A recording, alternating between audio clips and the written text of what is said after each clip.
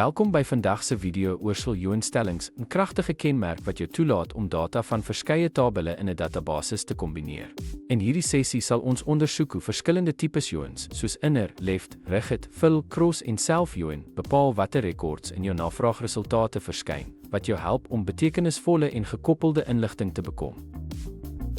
'n Inner join gee slegs die rekords terug wat ooreenstemmende waardes in beide tabelle het.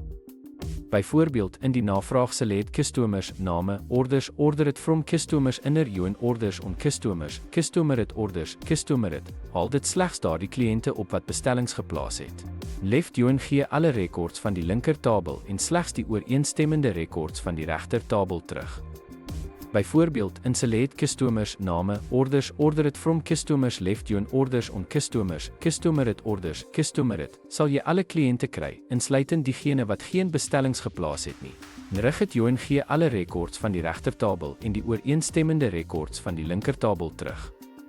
Byvoorbeeld, select employees name, departments, dep name from employees, rigid join departments on employees, depted departments, depted, vertoon alle departemente, selfs die wat tans geen werknemers het nie.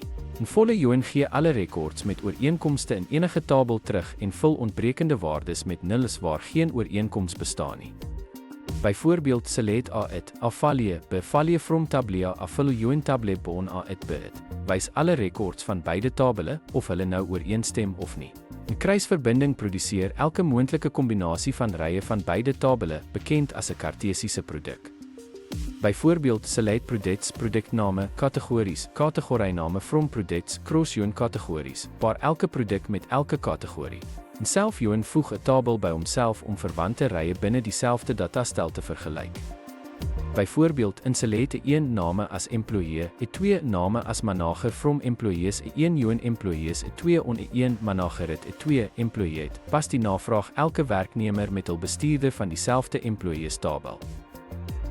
En dis dit vir ons oorsig van SIL-joins. Deur die regte tipe join te kies en akkurate onvoorwaardes op te stel, kan jy doeltreffend waardevolle insigte onttrek en sterker verhoudings tussen jou database tabelle bou.